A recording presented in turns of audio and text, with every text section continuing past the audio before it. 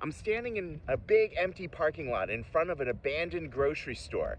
This Safeway has been closed since the Napa earthquake in 2014, and this giant surface parking lot, which is bigger than the grocery store, that's pretty typical, is in the middle of a residential neighborhood. So why is it abandoned, and what can the state do to change that? I'm gonna oversimplify and just say it's illegal to build housing in most parts of California. Local cities and counties can zone land for one specific use, and that type of single-use zoning has become really prevalent, and it dominates the American landscape. What's more, you can see this giant parking lot that's bigger than the actual grocery store, and that's actually required by a lot of city ordinances. Cities don't just tell you what you can do with the land, they also put in infrastructure requirements like free parking mandates and other infrastructure improvements that end up making developing more expensive. Let's chat about some of the laws I'm expecting to come through in California to turn empty parking lots and abandoned grocery stores and empty commercial spaces into affordable housing. I'm in front of another abandoned commercial location in Napa. This is the once much beloved JV liquor store. I knew it ever so briefly. It had some good deals. We drink things other than wine in Napa, and this store had them. It's well located. There's some multifamily across the street. There's some single family residential over that direction.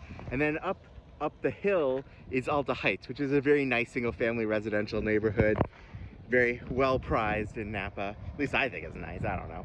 It's also less than half a mile from a big transit center, the Soskull Transit Center. Buses all up and down the valley, could take you all the way down to the ferry in Vallejo that takes you down to San Francisco. Lots of mass transit opportunities, and all within walking distance from this. I think this is a great place to talk about some of the new laws that are passing in California. One of those laws is called AB 2011, and it's amazing. Buffy Wicks pushed this law through that would allow developers to build housing by right if it met certain affordability requirements in commercial zones that fit certain criteria. That's super exciting because in Napa, where I live, we've got lots of abandoned commercial buildings like this, lots of empty parking lots, which would be so much cooler if there were a mix of housing and commercial. So that's exciting.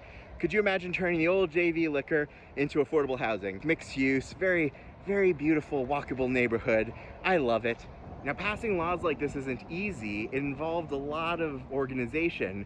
There were some big demonstrations with the Carpenters Union to show that labor was on board with the provisions in this law, in addition to the pro-housing people like me.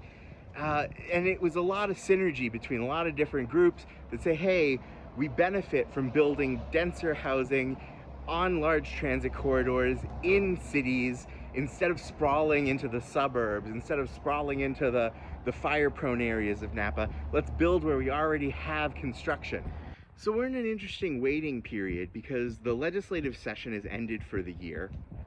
And that means that they've pushed all the bills through that they're gonna push. Those bills have passed the Assembly and the Senate, and now they're sitting on Newsom's desk awaiting his signature. In California, it's a little different than at the federal level. So if the governor doesn't sign them and doesn't send them back, doesn't veto them, then if he just does nothing, then they become law at the end of the month of September. If he signs them, they become law. And if he sends them back, vetoes them, then they get sent back, they don't become law. So we're really hoping that a bunch of these housing bills that are sitting on his desk become law by the end of the month. There are two bills that would let you build housing in commercial zones, so empty stores like this one. So that's exciting. You could see abandoned buildings like this getting redeveloped into housing, affordable housing, and just new housing in general in California. I'm just waiting until these ADU laws pass so I could tell you all about them. I'm excited. 4 new rules. For more housing videos that aren't necessarily ADU specific, this is the playlist. And thank you for watching. Let's build more housing in California.